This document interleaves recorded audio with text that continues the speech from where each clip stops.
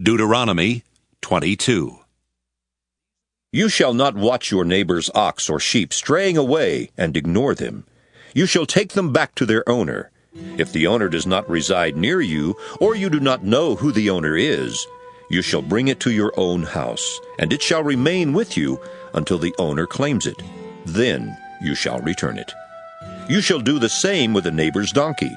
You shall do the same with a neighbor's garment, and you shall do the same with anything else that your neighbor loses and you find. You may not withhold your help. You shall not see your neighbor's donkey or ox fallen on the road and ignore it. You shall help to lift it up. A woman shall not wear a man's apparel, nor shall a man put on a woman's garment.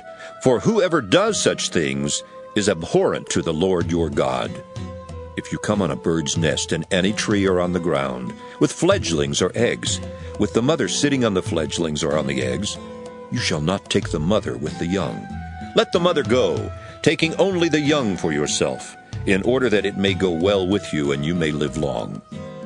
When you build a new house, you shall make a parapet for your roof.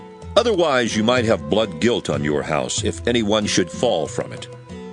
You shall not sow your vineyard with a second kind of seed, or the whole yield will have to be forfeited, both the crop that you have sown and the yield of the vineyard itself. You shall not plow with an ox and a donkey yoked together. You shall not wear clothes made of wool and linen woven together. You shall make tassels on the four corners of the cloak with which you cover yourself. Suppose a man marries a woman, but after going into her, he dislikes her and makes up charges against her, slandering her by saying, I married this woman, but when I lay with her, I did not find evidence of her virginity. The father of the young woman and her mother shall then submit the evidence of the young woman's virginity to the elders of the city at the gate. The father of the young woman shall say to the elders, I gave my daughter in marriage to this man, but he dislikes her. Now he has made up charges against her, saying, I did not find evidence of your daughter's virginity, but here is the evidence of my daughter's virginity. Then they shall spread out the cloth before the elders of the town.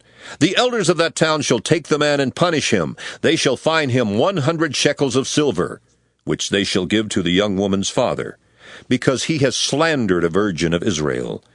She shall remain his wife. He shall not be permitted to divorce her as long as he lives.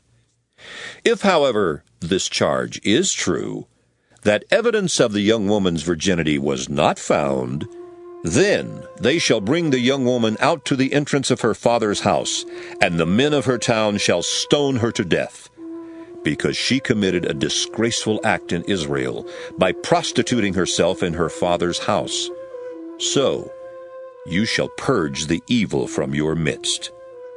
If a man is caught lying with the wife of another man, both of them shall die, the man who lay with the woman as well as the woman. So you shall purge the evil from Israel. If there is a young woman, a virgin already engaged to be married, and a man meets her in the town and lies with her, you shall bring both of them to the gate of that town and stone them to death, the young woman because she did not cry for help in the town, and the man because he violated his neighbor's wife. So you shall purge the evil from your midst. But if the man meets the engaged woman in the open country, and the man seizes her and lies with her, then only the man who lay with her shall die. You shall do nothing to the young woman. The young woman has not committed an offense punishable by death, because this case is like that of someone who attacks and murders a neighbor. Since he found her in the open country, the engaged woman may have cried for help, but there was no one to rescue her.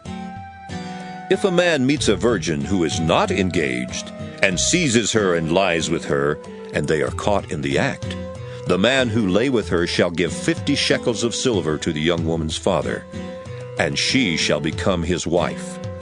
Because he violated her, he shall not be permitted to divorce her as long as he lives. A man shall not marry his father's wife, thereby violating his father's rights.